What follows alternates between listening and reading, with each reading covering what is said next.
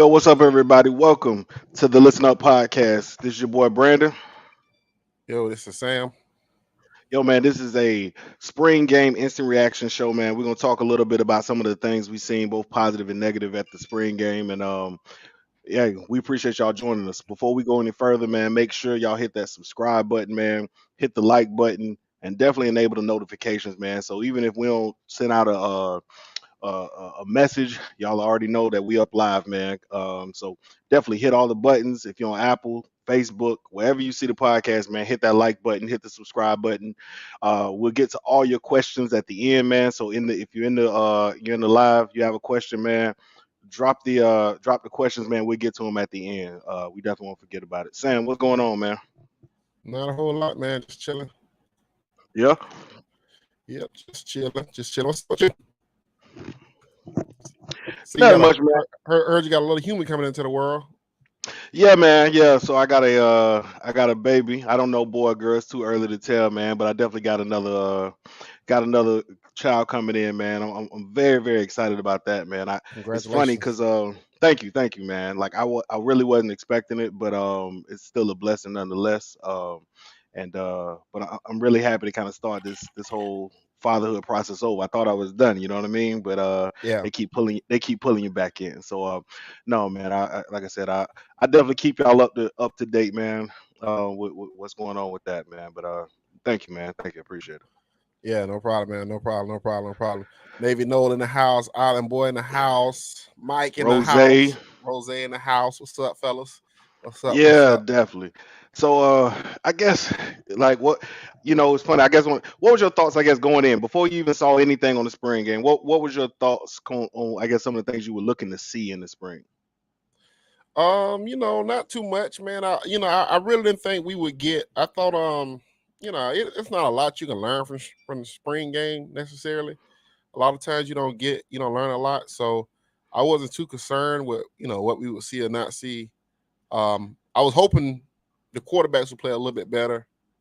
That didn't really happen. The Benson kid did look good though, right? I thought the Benson kid looked a lot better than what I thought he would be. So I was I, happy about that. yeah, Um, yeah. Go ahead. I want to see the wide receivers make more plays, though. Not gonna lie. Yeah. So I guess coming into the spring game, right? I guess I kind of went into the mindset of, will anything I see make me feel like I'm gonna add a win or subtract a win from the win? So I said, let me just kind of go in with that level-headed mindset, right? Will anything I see today make me take away something or add something? Right. And I don't think so. I had them at 8 wins. In my opinion, I didn't change anything.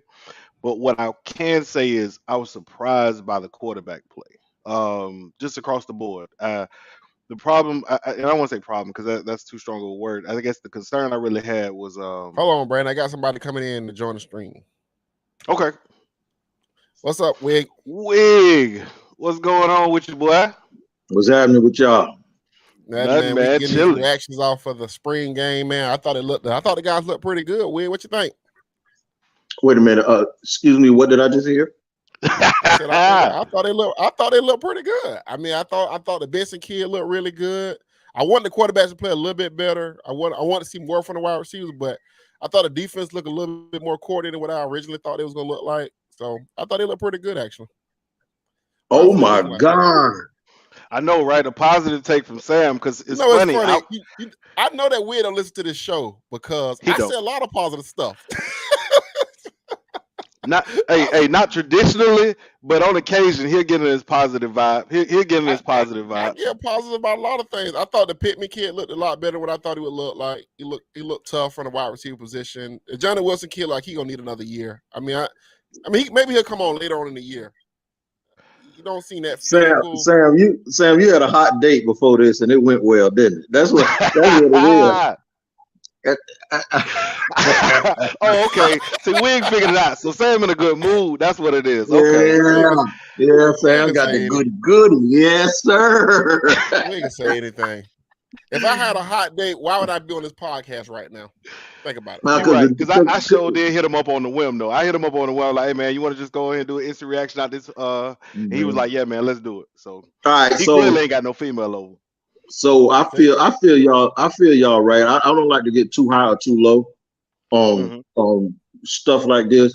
Like, see, when I covered it in the NFL, you go out there and the Jaguars look like they're gonna win the Super Bowl the first day, and then they go and win one game. So it's real hard under these controlled situations to come up with a conclusion. But since that's what we do, I like the way they look on the offensive line now. Just the way they did, because so much was made last year that they look like a JV team. Remember, I like the body types. I like the body types. I like the length. I like the fact that they look like a college offensive line, and I also love the defensive back room and the running backs. They figure that out with the running backs, don't they? And they really do. Yeah, and I was telling somebody just yesterday that when Norvell was at Memphis, he had Kenneth Gainwell, Antonio Gibson, and that kid that Pollard kid from Dallas. Yeah, and it's like every single year you get these dudes, and they actually look like they have legitimate SEC type running backs now. I ain't saying Alabama, I just said SEC. Right. So the strength of the team, in my opinion, is the defensive backs. I think that's the absolute strength of the team, just from the fact that they have an alpha in Cooper. We know that, right? They have a leader. They have a serious leader in Jamie, and Dent just came around, man. He's twofold, but it happened. And so now you start looking on the other side, and you see these scrappy dudes like Noel and Vance, and you still got hope for Demore Tate. But then you look at McCall looking like he's ready to play day one. Yep.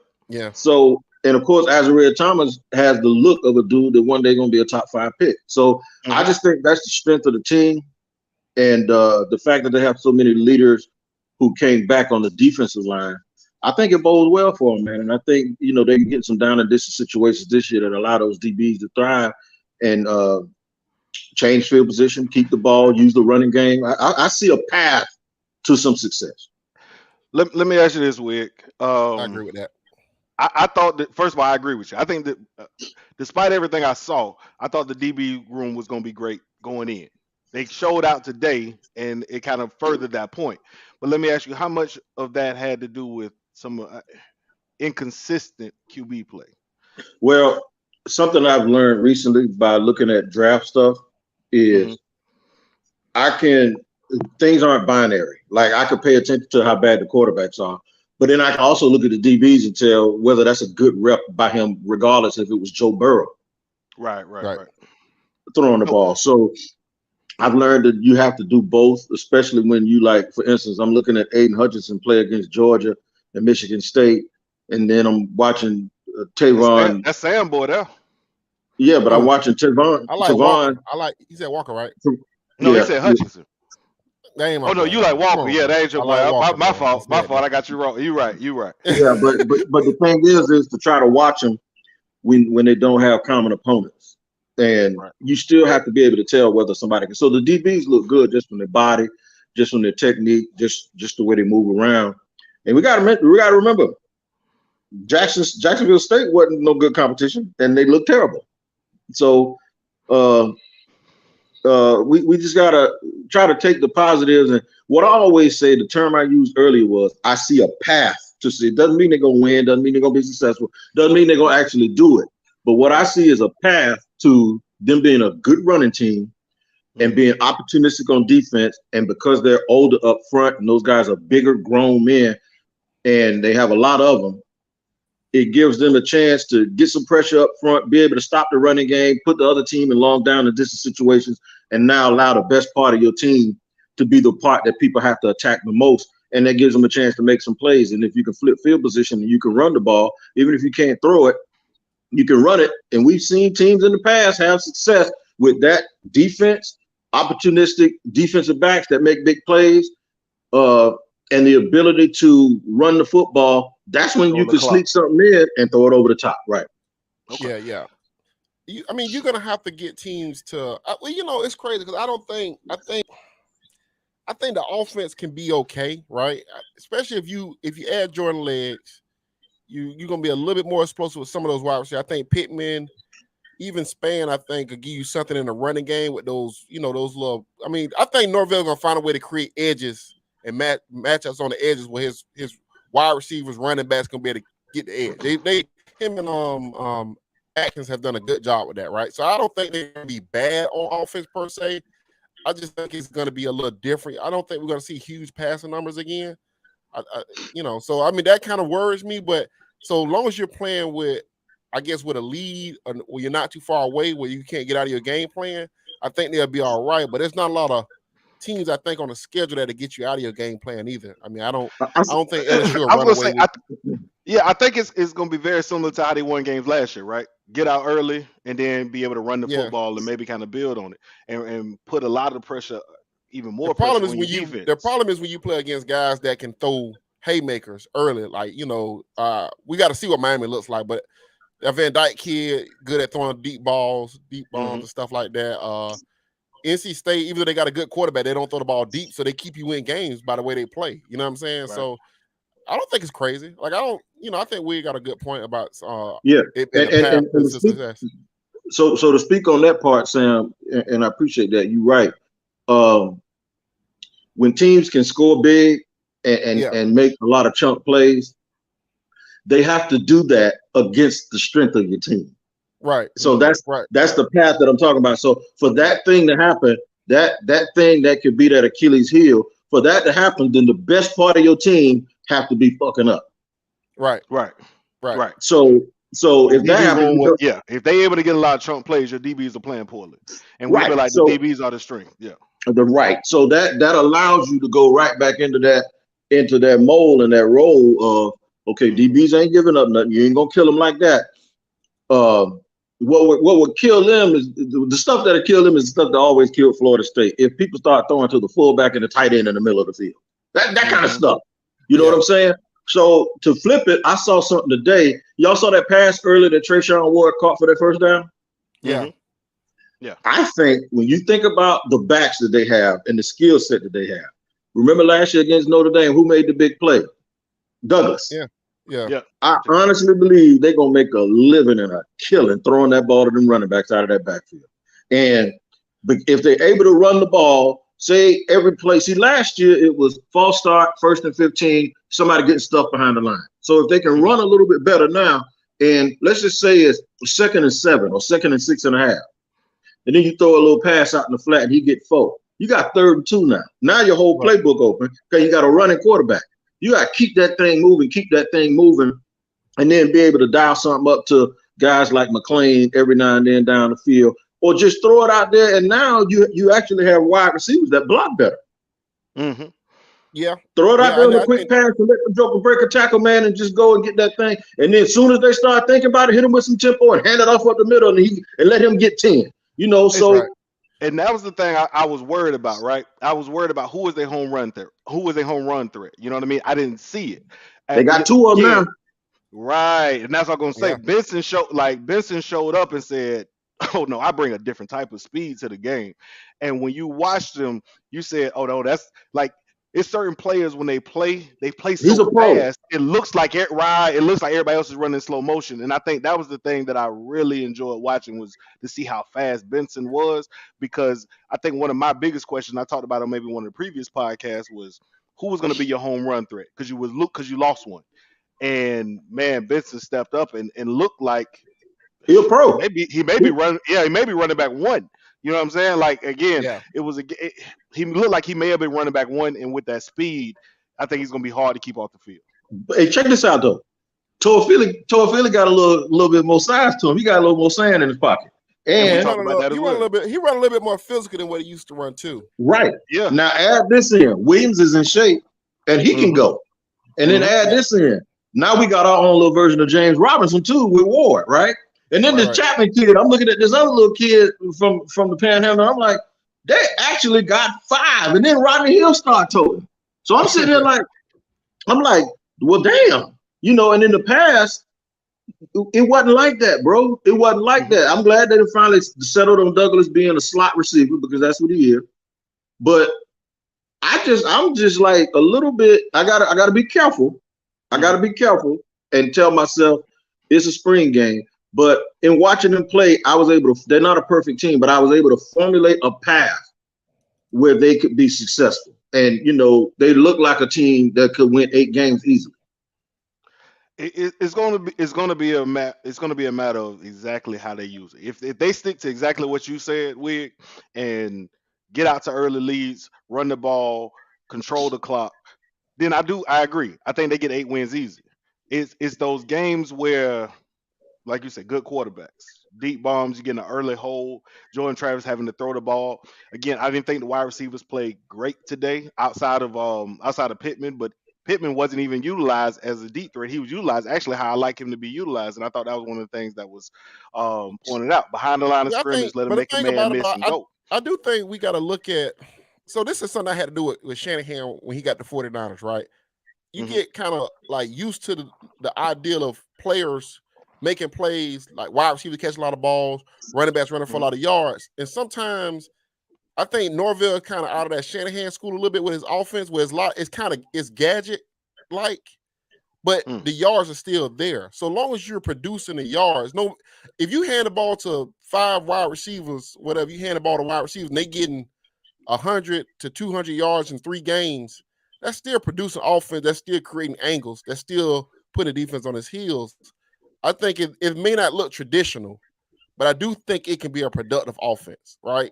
And I think we don't have a Debo Samuels, but it's college football. You ain't necessarily got to be Debo to be, amazing, do what you need to do in college offenses. I mean, he did a good job with Antonio Gibson and those guys, Gainwell and those guys. And those guys, some of the guys are wide receivers. You just kind of turn them into flex running backs and stuff like that. So I don't think it's crazy. Like, I think we just got to look at it differently. Wide receivers may not catch 1,000 yards. They might only have 500 yards apiece, but they might all run for 300 yards or 400 yards.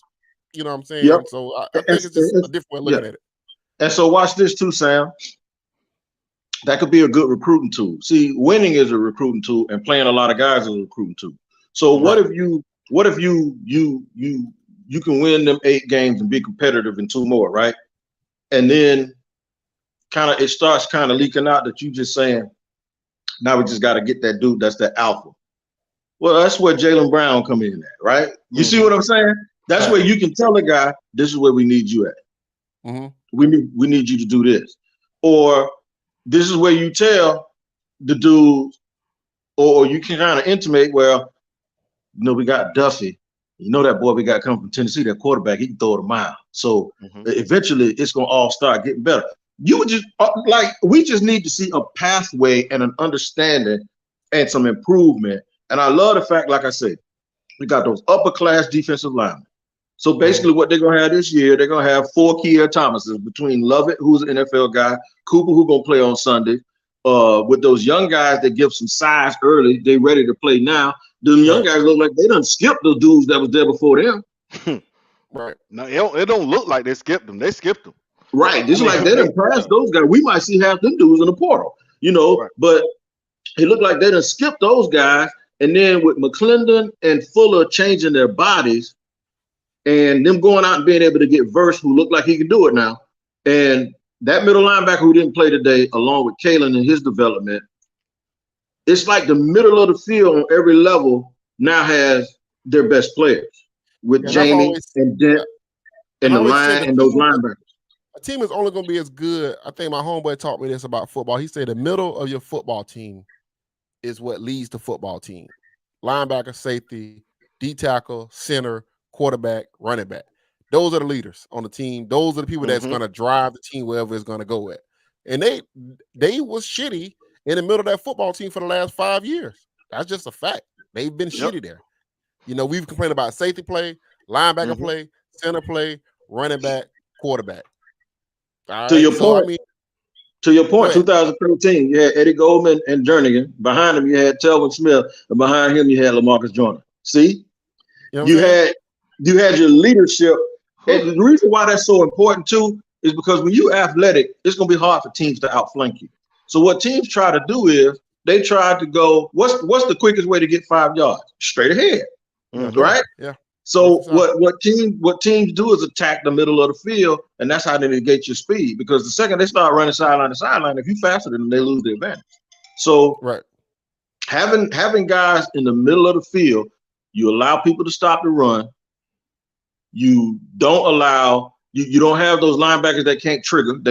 They fill their gaps, and then you don't allow yourself to get beat in the middle of the field. So now you can use your speed. Well, the most talented guys you have are not your leaders. The leadership in the middle is what I just talked about.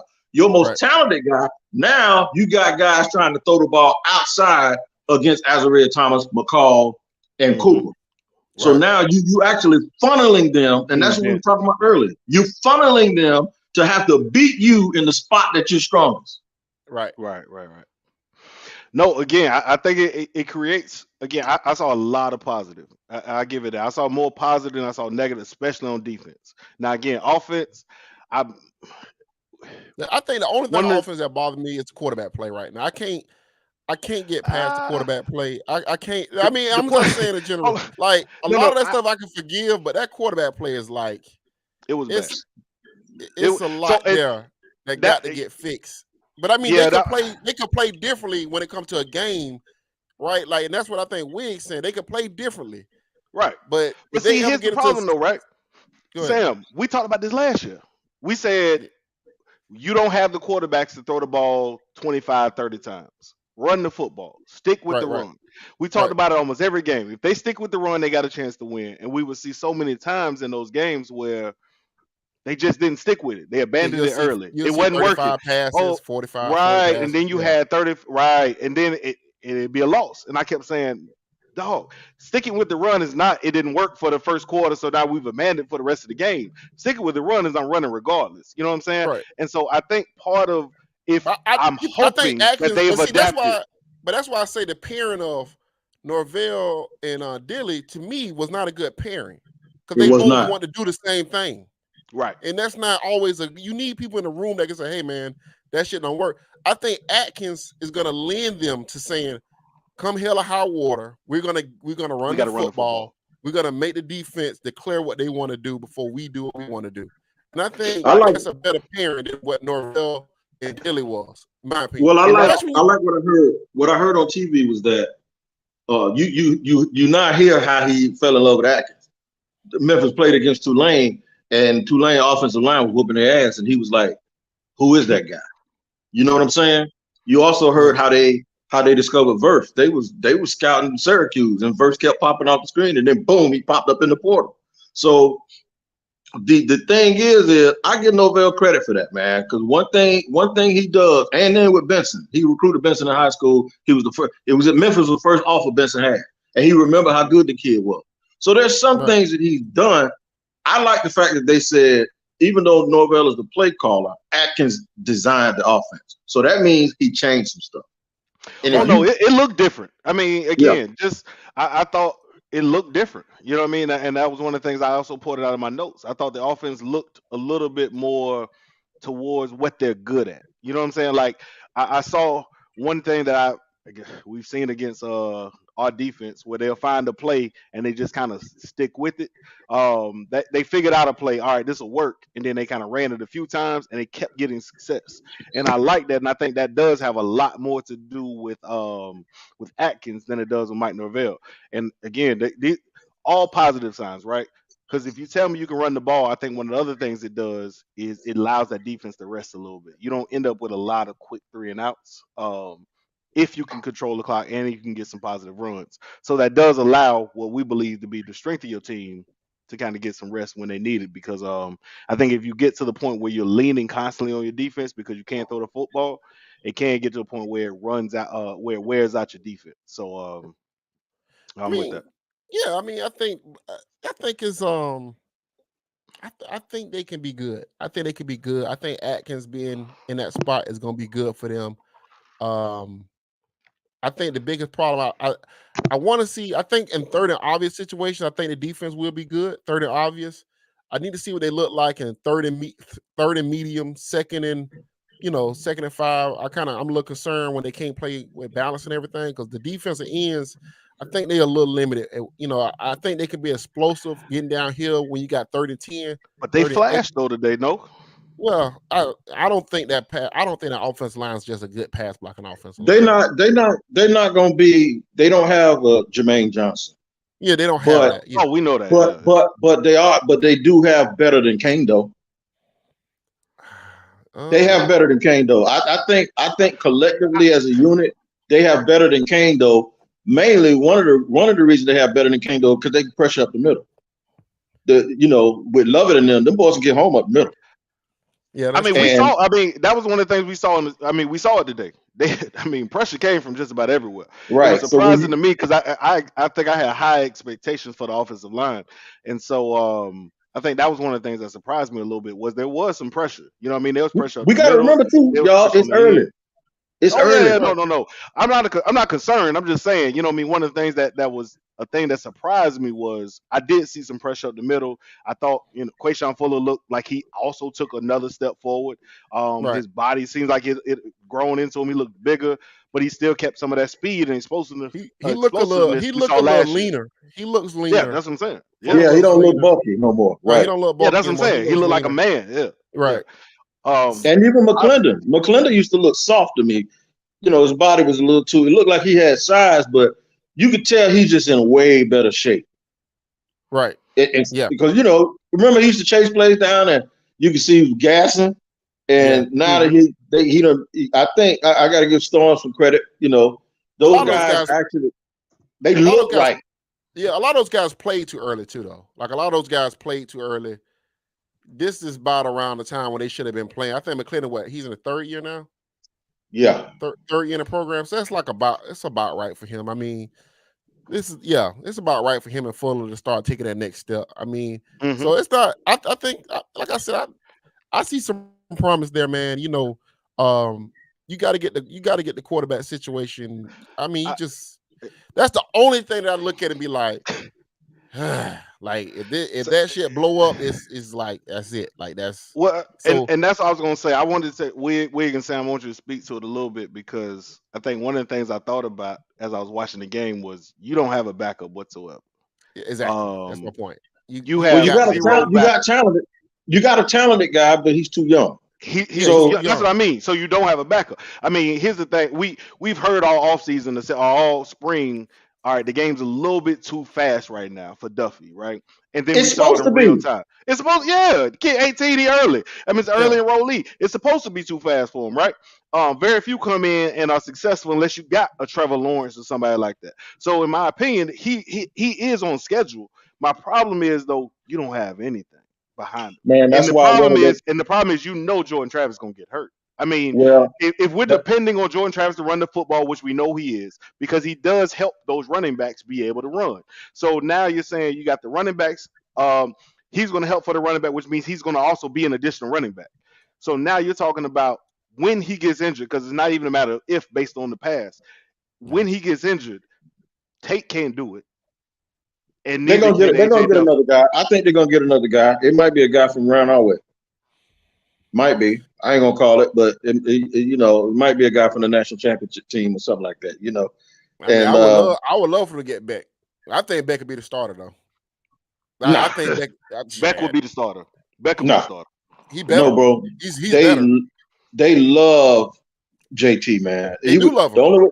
The only way he starts is if that boy get hurt, because they actually. Carson ain't quite developed the way you think. Carson, I had a Georgia fan tell me Carson was like he was scared as hell. And I had somebody say they recently looked at Carson Beck about a couple weeks ago, and they said that he looked like a legitimate D1 quarterback now. Like where they seen him at? Where they seen him? They saw him in practice, or they saw him throwing ball at a training facility? At practice. Okay, yeah. They say he looked legit now. Okay. They say he looked legit now. So that little dude that won the national championship gonna start, and they got 2 5-stars up there now, and they got another one coming next year. So it's a luxury to have. It's a luxury to have. But the thing is too, we have to. I miss those days, Wid. We have to. we have to understand Duffy, when he gets to the fall, is going to look totally different. And it might not still be what it's supposed to be, but I remember Miami spring game last year. Van Dyke looked like crap. That boy that they got from Georgia, that 5-star kid, wasn't that Garcia? Garcia looked like the truth. And then what happened when the season got going? That damn Van Dyke now looked like he gonna be a first round pick one day. So the thing is you gotta give guys time. Sam, you remember me and you fell out over practice. I told you that DJ Chark was out there toasting Jalen Ramsey, remember? Yeah. Man, but the silliest thing you ever tweeted, as I think about it now. But you were right. But that day when they were 7-0, they was running. Wait, I didn't know that was the tweet. Me and you have had this conversation. That's what it was about. Personally, I didn't know that was the tweet. That was what it was about. If you sent that tweet, you deserve to get. No. But listen. If I sent a tweet, I'm standing in the end zone when they're doing 11 on 11. Yeah. And 3 straight times on 3 straight fade routes, he catch the ball and toe tap in the corner of the end zone. And Jalen said, "Good rep." Then he said, "Damn." Then he said, "That's the last one." And I say, DJ Chark done got better because I didn't see him do that the year before. Right. You know what I'm saying? Yeah, you just tweet what you see. I get it. No, what happened was I used to always associate Wig with 1010XL, right? So 1010XL was sending out a bunch of bullshit like Blake Bortles was looking good today, and then Blake Bortles was shitty. So I was just on that thing where I was like comment on everything somebody from 1010 said on the radio. I mean, said the practice shit or whatever, right? So then we was like DJ Chark looked different this year. He just looked different. I was like, oh shit. Because I think the year before, because the year before DJ Chark went for like what 300 yards or some shit. Weird. What it was something. Yeah, silly, but the year I was talking about, that motherfucker had 1,000. Yeah, the year you was talking about, he went for 1,000. So when we said in the off season, he toasting Jalen. He was getting the best of Jalen Randall, whatever. I was like, it'll make I can understand how you be. Yeah, I was like, man, here we go with this bullshit. And then Will like, trust me, if I said it, it's true. I was like, man, so he was right though. I mean, at the end of the day, Will was right. Yeah. Because one of the things I do pride myself on is, I always thought, even when I was in radio, I was the voice for the people. Yeah. So I wouldn't shit you like that. I would. And when I said, if I said it, it's true. It don't mean like I'm God or Jesus or nothing. What it means is, if I'm talking, true. No, if I'm talking to you, I'm not sitting here. I don't have no reason to sell sunshine and rainbows because I probably, in media terms, was the most critical person of the Jaguars organization. So I ain't got no reason to help them. Yeah. Listen, to your point, I've been at the events and seen Wig be like, "What the fuck is this?" And everybody look around like, "Wig, what team you rooting for?" Like, you know what I mean? Because we got to like the end of the season. It might have been like game 9, game 10, or whatever. And I was like, I didn't even know. I did on the timeline. Then I Wig. I was like, "Hey, you was right about Chark." I like, "You was right about Chark." And you like, "Yeah, see, I told your ass." Yeah, I told Brandon. Brandon came and got his hair cut, and Brandon was like, he a good guy. I was like, man, fuck Sam. And so he came and got his hair cut a couple of times. I said, so that's the dude you do the podcast with, right? And I said, yeah, man, tell him I'll reach out to him, man. I'll follow him back. And it was just lost. But Sam, let me tell you how close I was. Your Avid, when we was going back and forth, it was a picture of you and your little baby, right? Yeah. I typed it. I didn't hit send. I deleted it. I was like, man, fuck you and your little ugly ass child. I swear to God, I had it. See, we cutthroat, man. We going for the juggler, man. I had made Wig mad that damn day, boy. Listen, man, I'm telling you, it was a whole haircut session. We didn't do nothing but talk about Sam and why he needed to unblock him. And he was like, nah, I ain't unblocking Sam. Fuck Sam. I had all the Jesus that left out, man.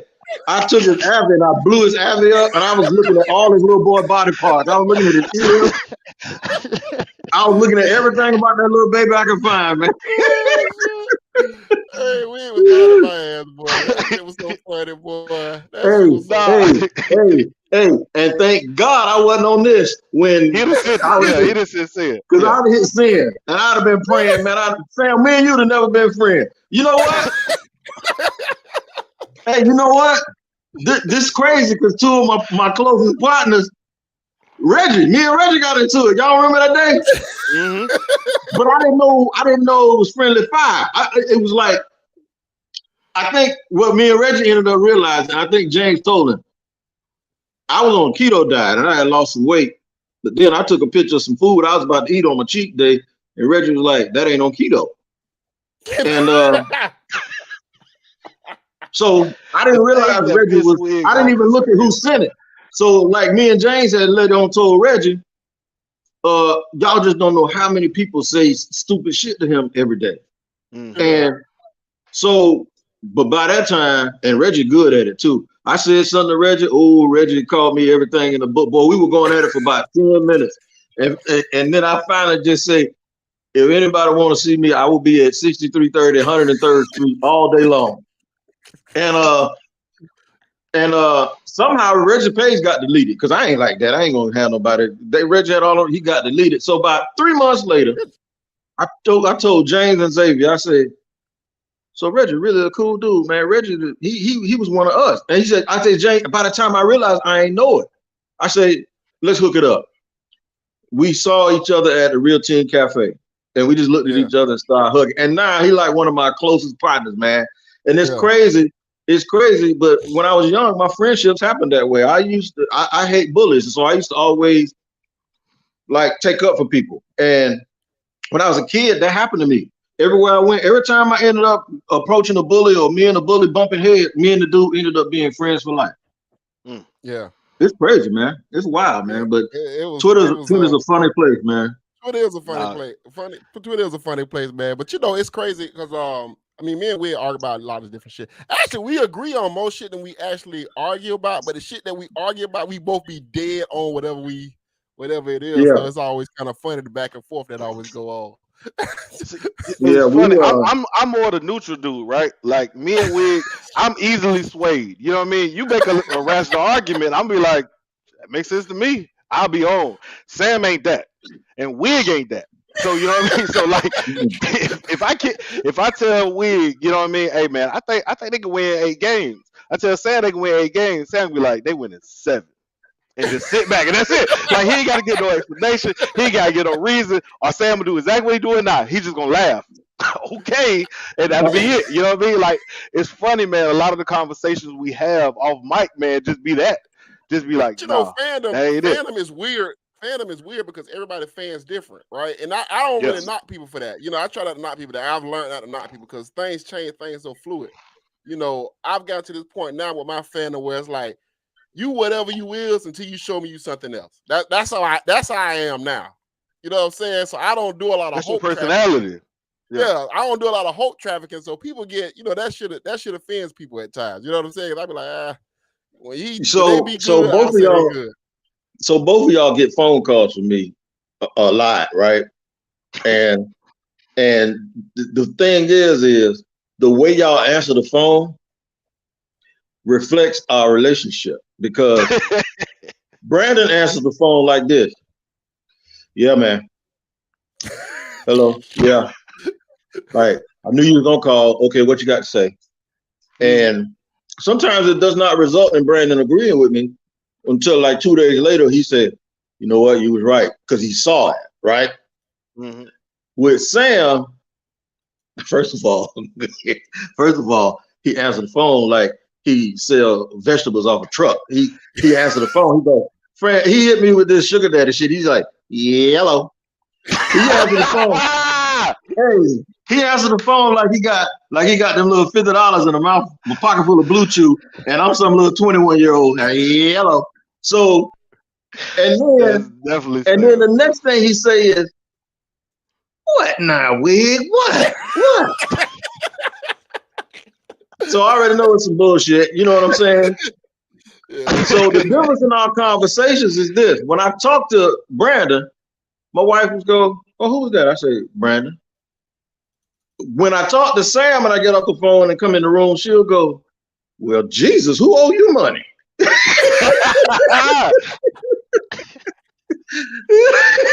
I'm level-headed, man. It's just the difference in personalities. Listen, man. That should be so And the funny, funny thing man. is, the problem is we be talking about Florida State. You know what I'm saying? Mostly every single time, it's either Florida State or Jaguars, right? So when it comes to Florida State, it's usually just a matter of, hey, man, I don't know if this is gonna work. I don't see Perspective, this right? happening. It's just a matter of perspective, right? And I Right. think one of the things, like as it relates to even what we just seen, right? We look at what we saw, and I'm saying, I feel like quarterback's real important. And so my talking points was really to the quarterback. Kind of where Sam was headed, like, ooh, this quarterback scaring me, right? But we look at it from a completely different perspective. And fuck the quarterback.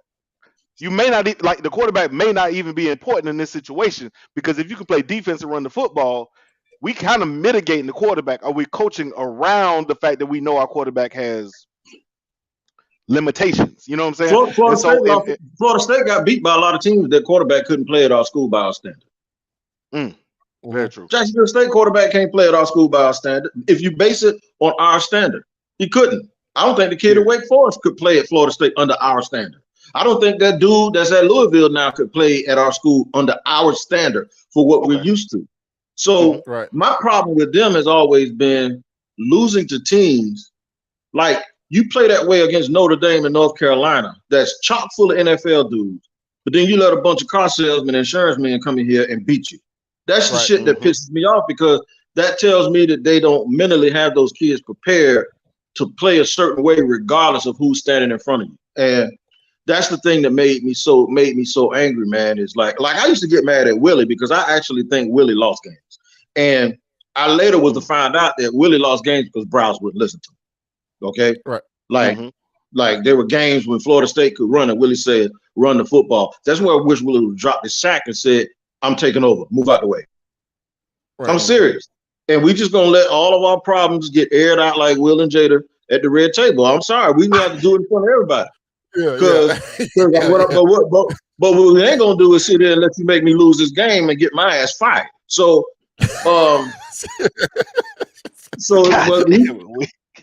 but he chose to I'm sorry, I don't supposed to curse on y'all podcast. No, you can curse. I'm talking about you can't bring up Will and Jada. That's the hot button topic. You can't bring up Will and Jada. Speaking of conversations, I got a phone call about Will and Jada too. You did get one, didn't you? Yeah, let me call me the next day about Will and Jada. We can keep that off mic though. Go ahead. So but the thing is for me, man, is if you can play that way against those teams, like even the way they played against Florida at the end of the year. If they play that way, they lose. They win 2 other games. Not that one, but they win. They played good enough to win 2 other games. So what I'm hoping about with Jordan Travis, and this is the hope that I have, we've actually seen him throw the ball to win the game before. He did it against Miami. Period. Right. That's what you try to build on. You don't want to live with him doing it, but you hope that by him getting a year older, a year bigger, a year stronger, you're a grown man now playing against kids. You're supposed to, kind of grow up a little bit and be able to figure that thing out and will yourself to some wins, man. So it's all gravy, man. Y'all do a great job. Y'all know that. Y'all know y'all doing a great job.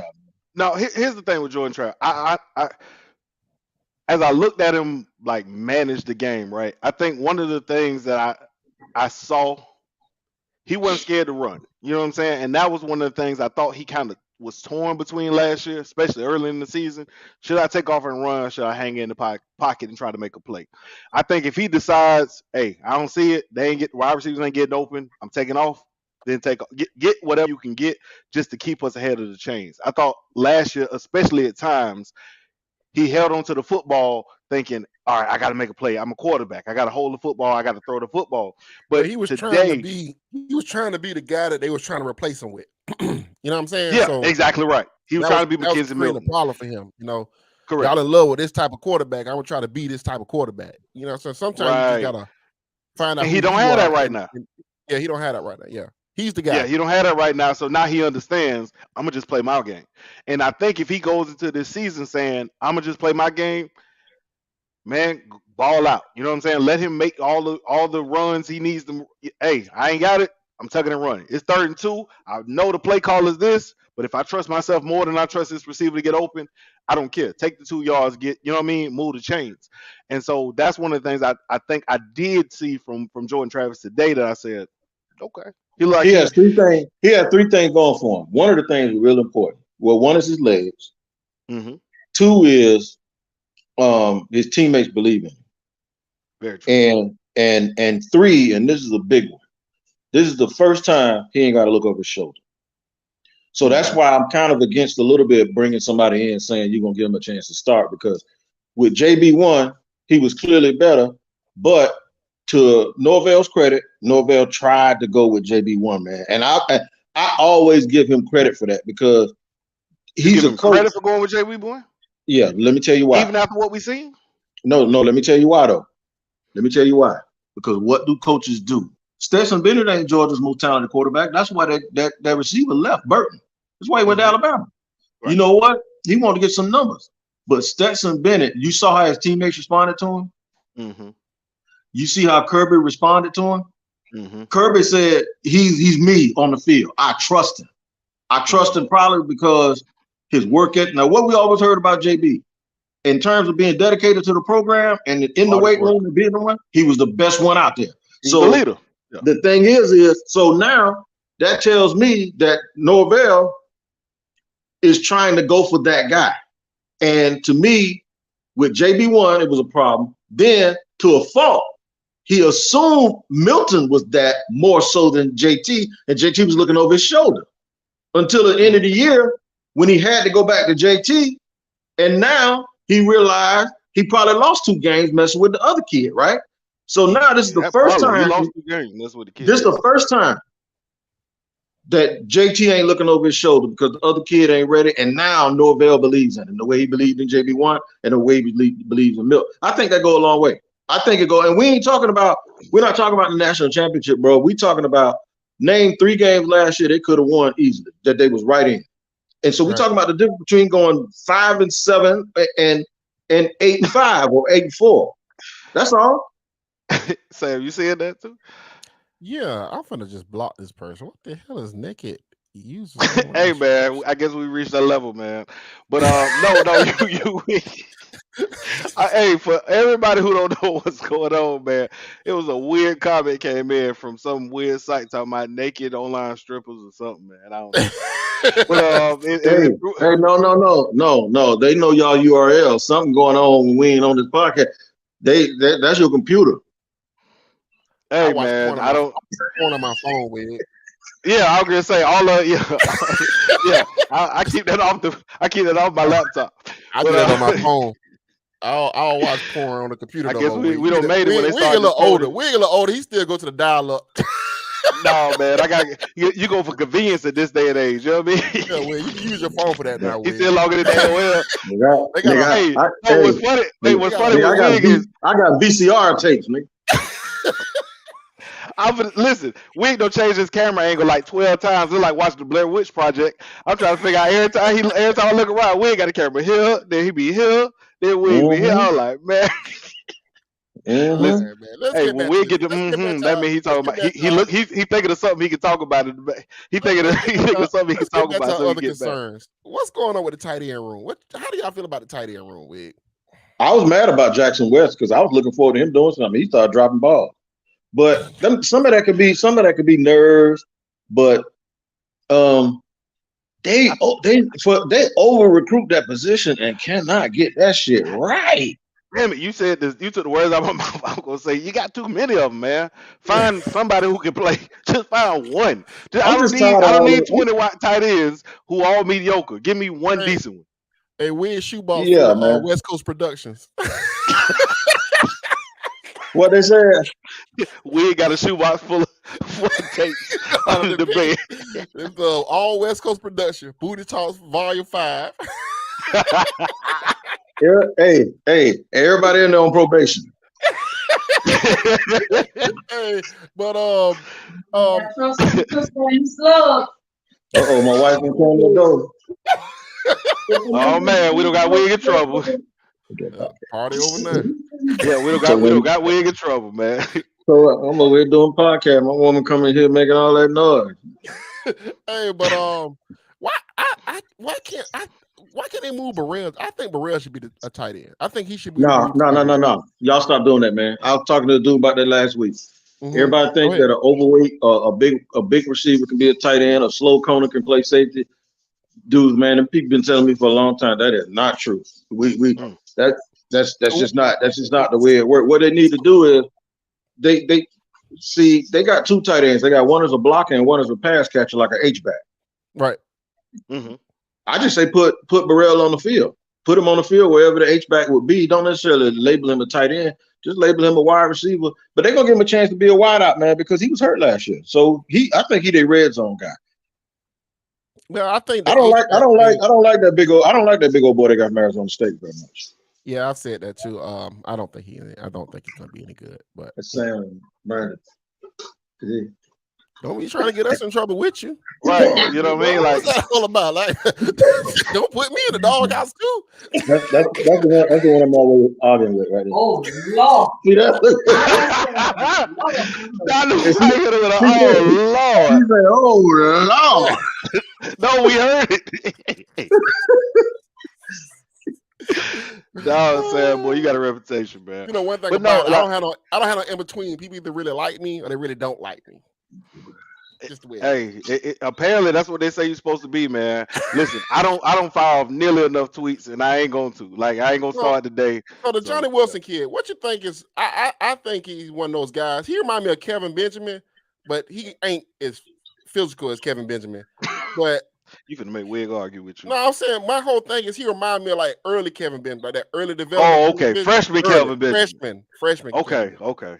But even then, Benjamin was more physical than that kid is. That kid's not physical. Benjamin was built. Benjamin was a football player who was just fat, bro. That's it. Right. Yeah, that's true. Benjamin probably played basketball and everybody. This kid just look like he's a big old kid. Mm-hmm.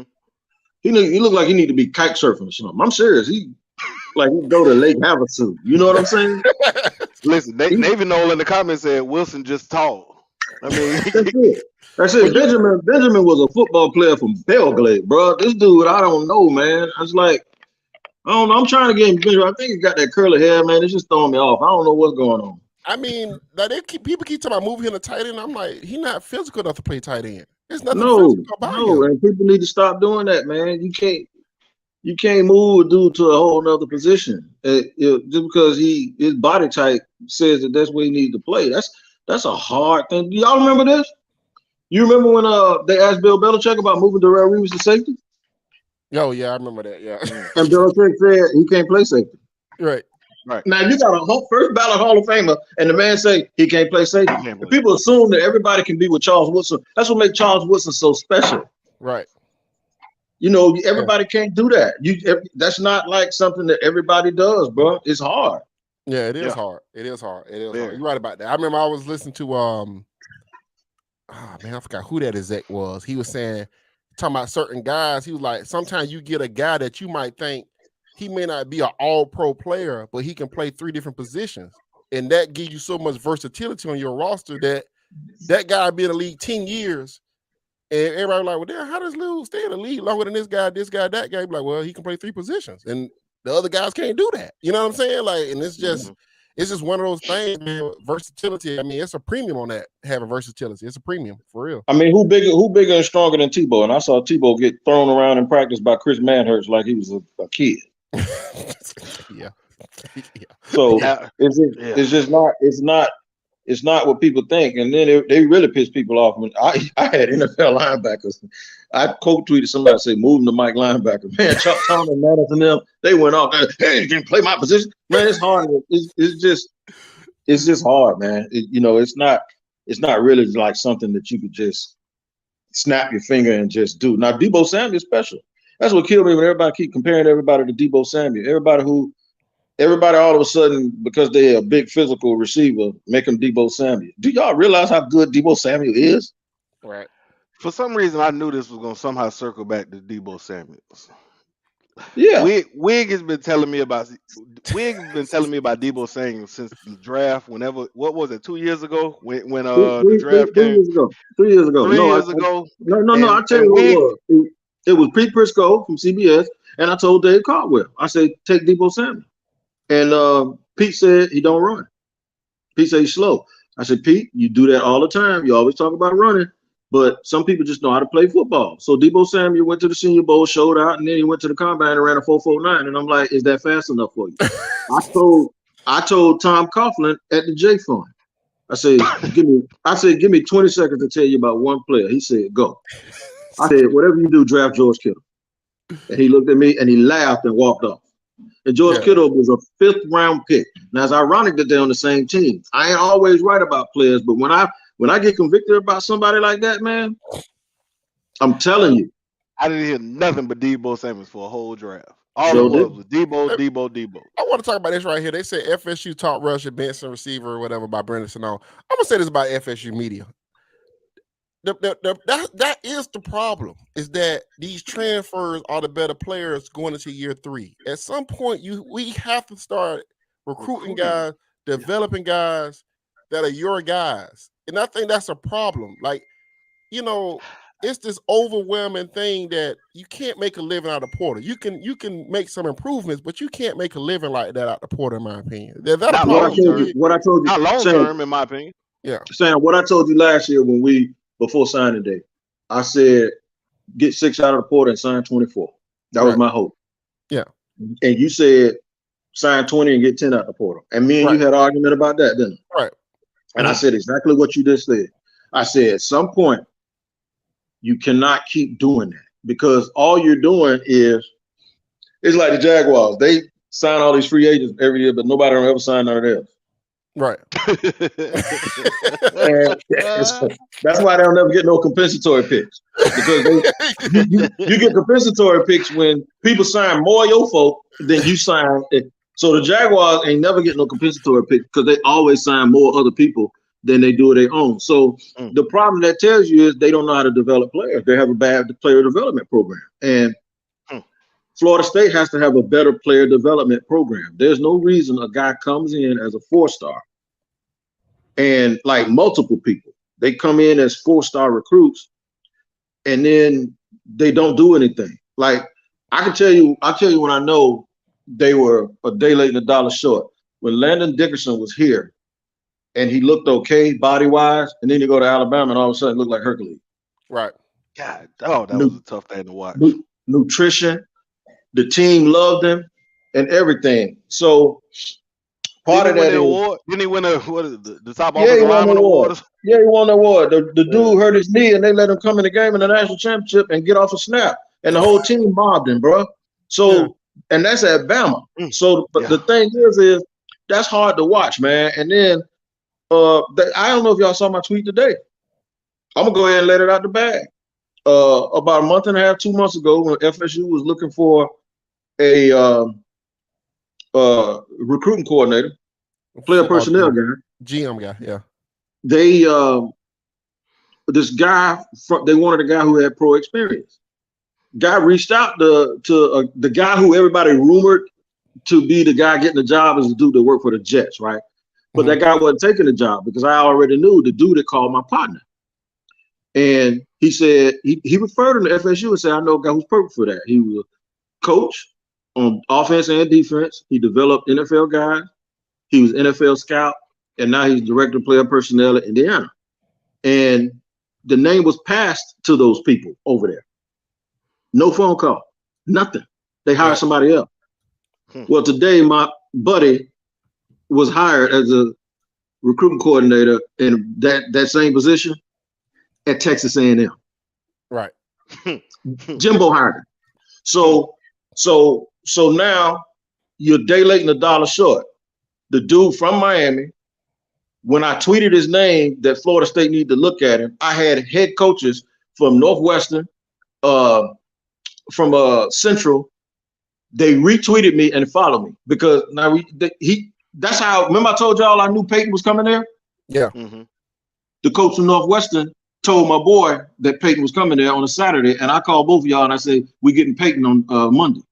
And so how can you overlook a guy who's from Miami, who used to be a pro scout, and who last year was responsible for like 6 players coming from Florida up to Indiana, but Jimbo Fisher think he's good enough for him?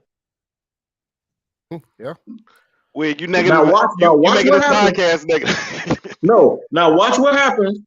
Watch what happens. And today, I ain't gonna lie, I told my boy today, leave Jaylen Brown alone. But Ennis, Jaylen Brown, all them boys from down there, watch what happens. They already making a beeline to Texas A&M. Man, it's like we can't win for losing. We gotta figure out how to win everything, man. Everything. Yeah. Yeah, but it's the little things though, Wig. And we talk about this all the time with organizations about how you have to start doing the little things, pounding the pavement in these little ways. And it does. I feel like Florida State's going to get there, but it still feels like they, like you said, a day late and a couple dollars short every single time. And like these names don't be big names. Like, you know, that the guy that we just said may not be a big name right now, but then give it 3 years when Texas A&M when they first national championship, you'll see some write up from Bruce Feldman, the architect of the recruiting classes. And it'd be he was already written up. They had Norvell followed him after this happened about 3 weeks ago. Yeah. They had somebody did an article, the 5 up and coming risers in the recruiting world. And he was one of them. Right. And it was that day he got followed by Norvell and Billy Napier the same day. Yeah. So the thing is, man, is we just got to start winning those little battles. Because you win those little battles, you get 1 or 2 players that you're not supposed to get. Yeah. You feel me? And when you get 1 or 2 that you're not supposed to get, they turn out to be the difference makers that can win you that game instead of losing it. And I still tell you this, I'm gonna go with this because my wife then came home and she done dressed up on me. I got to get up out of here. And so, if y'all know what I mean. Hey, no, we get it. We know what you mean. We got you. When you talk about that type of stuff, I feel like I'm talking with my daddy, and I don't want to hear it. I know Negro, it's happening, but I don't want to hear it. This coming from a Negro that answer the phone like a slave. Yeah. You gonna tell me I sound like your pappy? I can't. Yo. All right, man. Hey, man, I'm gonna go, man. I appreciate y'all having me, man. You know, man, we appreciate it. I got some things I need to tend to. Hey, baby, get that Vaseline up out of. All right. Hey, man, we appreciate we coming home,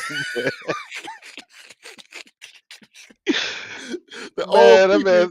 The old creepy granddaddy, man. I don't know what to tell you. Hey, man, Wig is on Twitter, man. I'm gonna find y'all his Twitter, man. We'll definitely include it, man, because apparently, we need help, man. We need serious help, man. Jesus Christ. He definitely do. But man, if anybody got anything else they want to say or talk about, man, we could. How does this thing is back again?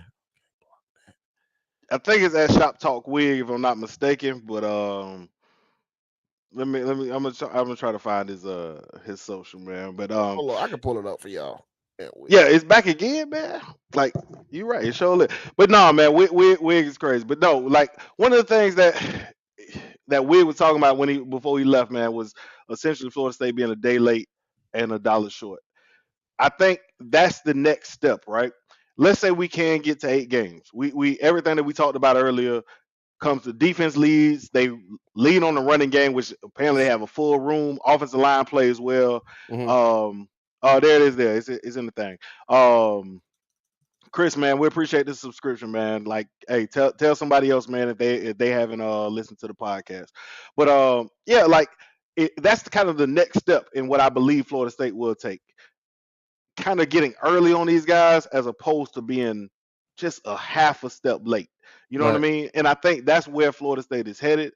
And if they get there, then everything that we really believe that Florida State can be when we talk about getting back to excellence, essentially, or the Florida State standard, I think that's where we're headed. If they can decide, all right, listen, this guy's up and coming, like Wig said, he kind of gave them the tea leaves. He gave them everything they needed. And so being able to be early and see it as opposed to letting Jimbo Fisher understand, hey man, this dude got the tie to Florida when we've already know we kind of struggle with that South Florida area. I think man, it hurts. It's something that we've chronicled a lot on this pod, but at the same time we know that I was gonna say Mike Alpha we trust, but in Mike Alpha I do trust. Yeah, and that's what I was gonna say. I mean, essentially, in Alpha, we believe that we'll get to some of these places early, but right now, it's just not there yet. Yeah. I mean, I think Alfred doing the right thing. You know, he getting ready Mm-hmm. to making some cuts around the facility. I mean, around the Olympic sports and everything like that. Football gonna be taken way more serious. You know, so I think Florida State's heading in the right direction. I'm not so much Absolutely. concerned. I'm not so much concerned about Norvell or what Mike Norvell does or doesn't do. Anybody that follows the podcast and follow me, you know how I feel about that situation. But at the same time, I want to see FSU win. I want to see FSU come back to dominance. And right now, the only way you're gonna do that is you start operating the way that Bama operates and operate in the way that now big time modern college football operates. You know what I'm saying? So that's a lot of the behind the scenes stuff that has to be put in place for us to start winning that level. I don't subscribe to most of the FSU media beats that talk about all this shit because I know they full of shit. You know what I'm saying? Like, I don't need I know Tate Rodemaker can't fucking play football, right? Like, Yeah. I don't. You don't need to every offseason. You can't. Tate is looking great in spring. Yeah. You can't sell me on that shit. You know what I'm saying? Like, you can't. Yeah, we You know Tate couldn't. can't play. It's not enough stock. You couldn't give me that stock at 2 pennies. I won't buy it. I just don't want it. You know what I'm saying? I know it's not worth anything. You know what I'm saying? So him going out there throwing an interception as soon as he get in the game, that's not surprising to me. You know what I'm saying? I know people that actually watch the football practices, and they said that he doesn't look good. I don't know what the FSU media is talking about. You know, they need to get a quarterback. They need to get a backup quarterback, man. They need to get a fucking backup quarterback tomorrow. Like, they need to be digging for that right now. And that's what I was gonna say. If there's a takeaway, I would say from the spring is please find a backup quarterback. I don't think you have anything outside of Jordan Travis. I do not want to get in the position where you have to either you're making the decision between Tate Rodemaker and AJ Duffy. If you are in that position, you've lost that game.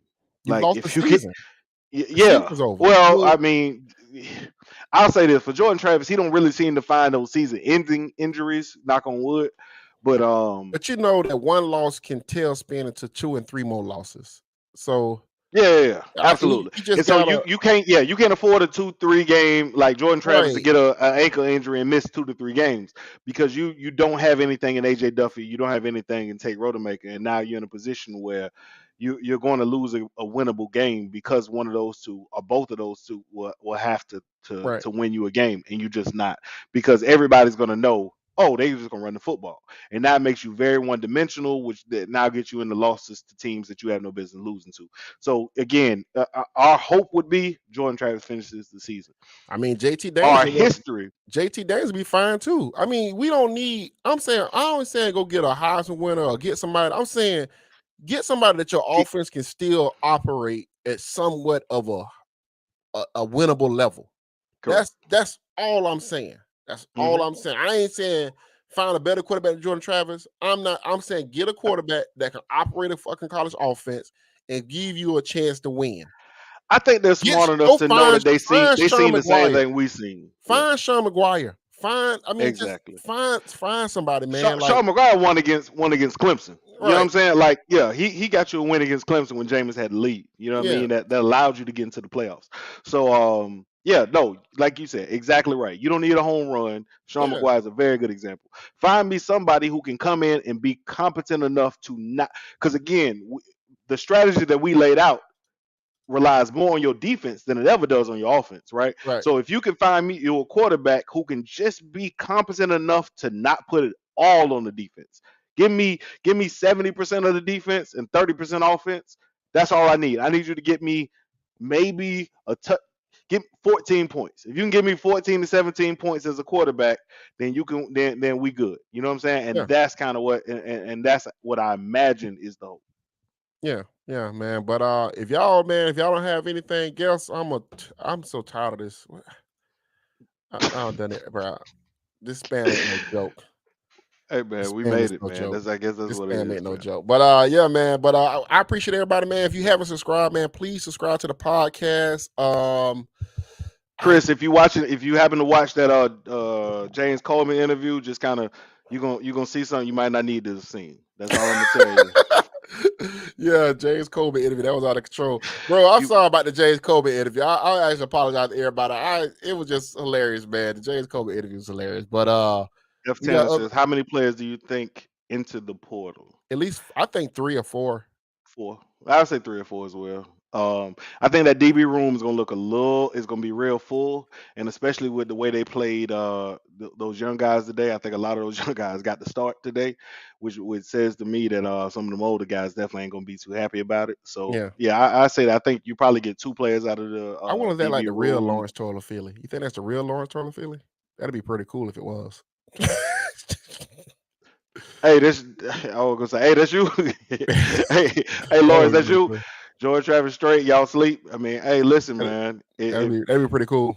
Lawrence, if it's you, bro, hey, we with you. We with you. We want Jordan to be great. Again, we believe in JT. It's just a problem of health in that situation. We don't believe in Rodemaker.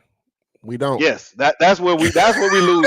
That's where we sleep. Yeah, that's where we sleep. When it comes to Rodemaker, that's where we sleep. Yeah, and the only reason why we sleep on AJ Duffy is just because of time. You know what I mean? just because of time. We can get it again Benson, next year. We thought Benson was probably the surprise because I mean I was concerned about them bringing in Benson. To be honest with you, man, but dude is a beast. Benson looked like running back 1, man. We talked about it. Benson definitely looks like running back 1. Yeah, we think it's gonna be tough to keep him off the field if he's not running back 1. The running game is gonna be really good. Like really, you talking about 4 deep? Yeah, you talking about 4 deep. Always like a fresh back. You got at least 2 home run threats. I'm with it. Toa Philly has put on some size, which is good as well. Running physical. He's running physical. Yeah. Again, I thought it was a great thing to see. This lower Toa Philly dad, man. What's going on, brother? No, one of the things we thought we would see would be we always got parents on it. We've had we got Rob, now we got Lawrence Taylor Philly. Look at that. Hey man, subscribe to the pod, man. We listen. If you go back and listen to the pods, man, I've been on your son since the beginning, man. I see a lot of great things, but I think but one of the things I was talking about, the fact that he's put on some weight, man, I think is huge for Toa Philly. I like. Well, he runs him being able to. Yeah, he ran behind his pads a little more. Yeah. You know what I'm saying? And that was one of the things that I think we hadn't seen from him in the past. And the idea that he was able to you know what I mean, kind of run behind his pads a little bit. Mm-hmm. For a guy who's kind of been a stand, it was happy to see. It was happy to see, and I think top 20 running game, 100%.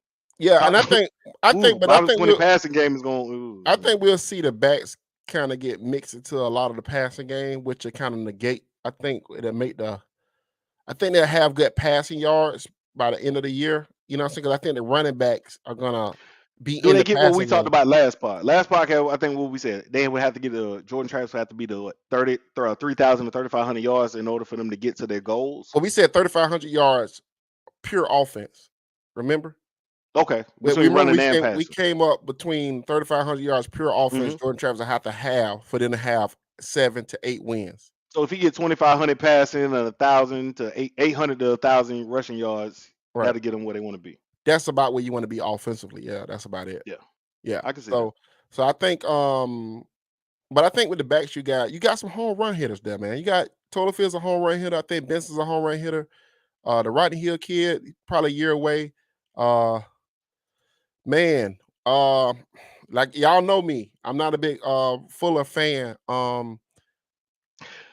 So we gotta see. We gotta see. I gotta see. It's funny you mentioned that because I believe there's a point where even bad coaches can look good. I think when you there's what's called abundance of riches, where you can get too much, you can get so much talent to where it don't matter what you call. Right. And I think especially when it comes to that secondary and linebacker play, and even the defensive line from especially in the middle, we gotta wait a little bit to see if Quayshawn Fuller and McClendon really do take that step, and if Verse is able to play at this level. But I think you can get to the place where it don't really matter how good of a coach you are. You got so much talent on that side of the ball to where you'll look good. And I think that may be Fuller this year. Do I believe Fuller is all of a sudden a good coach now? No. Do I believe he's learned on the job and gotten a little better? Yeah. But I believe that he has I think he had a lot of talent, especially in that DB. It's kind of crazy. So it's funny. We did a pod all these long episodes ago, whatever. And it's I'm telling people, this staff is learning on the job. They're not it's not a get it and go staff. This ain't a ready set. Let's, and people got mad about that, right? So it's not crazy to me that Fuller is now a better coach than what he was when they first got here, because I didn't think he was a good coach at all. He's a I think much Mike better Norvell is also learning on the job and has learning gotten on the better as job, well. right? We've seen Right. that. Yep. Yeah. So I'm saying these guys learn on the jobs, just whatever. I think Fuller can be better. I want to see what happens when they can't get a pass rush. What does his blitzes look like? Because I don't like his blitz packages. I think he does a lot of silly stuff. But we'll see. Looping stunts and all. So I mean, anyway, big loops, big loops, and the linebackers are running way we've too had former wide. NFL players, former Florida State and NFL players come in and ask us what is with them crazy ass loops. So this ain't like we was on that from the very beginning, you know what I'm saying? Yeah, And then to be validated by having like NFL players say, I don't know what they're doing. I don't understand why they make it. Yeah, why these stunts look like this. So they have to be teaching it because it was 2 years in a row. So maybe he's learned some things, picked up on some stuff or whatever it is, and so he's learning on the job. Hopefully he gets better and we can see it. I think the offense. I guess my biggest takeaway is quarterback from the spring game was quarterback play, and the defense is well ahead of the offense, and I don't they're gonna think have to carry it. Jimbo learning curve at Florida State wasn't as steep as what we've seen recently with these. Jimbo Fisher Jimbo Fisher had a championship on his belt before he came to Florida State. I mean, what I was saying, but in general, like his learning curve wasn't that steep. Like Jimbo learning curve was learning how to. His learning curve was learning how to coach his head coach. coaches. To Yeah, coach yeah, his yeah. coaches. He was terrible at that part of the job, but as far as the He recruiting, probably still is terrible at that job. I don't think he all of a sudden became like well, I mean, he's a lot. non-asshole I mean, but his assistant. assistants ain't running in and out of there like that no more. Like they like he's become a much better manager of his coaches. We may agree to That was his learning curve. His curve of how a program should look, recruit, practice, development. He was ready, set, go from day one on that. You know what I'm saying? So yeah, 1,000%. Yeah. It's Dot, boy. You got them getting a lot of people in that portal. I don't think they're getting all that. I mean, how many more tight ends can you take? I mean, you got 12. I mean, Jesus Christ. You figure out who the best of that group, and don't you dare bring another tight end in. I'm gonna say that from the beginning. DBs, I don't think you need a DB. Jimbo came on the Saban. The only thing that was Bobby Bowden about Jimbo Fisher was him putting peanuts in soda. That was it. All right, guys. Hey, all right. Hey, that's funny. That's funny. It's the truth. Nah. Jimbo remind me more. Funny, Jimbo remind me more of Mickey Andrews than he did Bobby Bowden. They are not even close to being the same person. They're not even close to being the same person. No, I'm saying, you got God. Dabo is more close to peanuts in the soda. Dabo's more close to Bobby. Dabo's more close to Bobby to me than any coach I've seen in college football recently. Oh, 1,000%. Dabo reminds me of Bobby Bowden like 100%, bro. Like I'd be like, Dabo is Bobby Bowden. Is the new form of Bobby Bowden. Yeah. Like Dabo again, especially I'm gonna say later Bobby Bowden, where his headset really wasn't on and all the assistants. That's why I say I think this is the first year I want to see. Let me see what Dabo can do, and see that's why I'm not too high on Clemson right now, because I don't believe Dabo is a good coach. I don't know the coaches they brought in, so I'm kind of like, let me see what Dabo really can do with, because you got some talent, but you have lost a lot of dope coaches. Let me see what you can do, and then we'll see how good of a coach Dabo is. Because I think Dabo is just a dude with a headset, but nobody's actually talking to him in it. He just letting them dudes run the plays, and he just occasionally get mad and yell at somebody to let him know he's still in charge. Yeah. But that's all I'm saying. But anyway, listen, man. I was gonna say I don't even think we had planned to be this long, man. But appreciate T-Wig. Everybody who's been in the pod, man, Marcus S. 863, the people there at the beginning, we shouted y'all out in the win. Listen, we appreciate everybody. If you have not clicked that subscribe, Chris, man, appreciate the subscription. If you have not clicked the subscribe button, I don't know where it's at. It's somewhere on the screen, man, but y'all know where it is. Y'all on YouTube. And click the subscribe button, man. I put the Apple and the Spotify link in the comment section, and make sure y'all go to the comment section and leave a go nose in the comment section. We're trying to keep growing the YouTube. So, man, we appreciate you guys, man. There it is. Hey, man, this is the Listen Up Podcast. We out. Yep.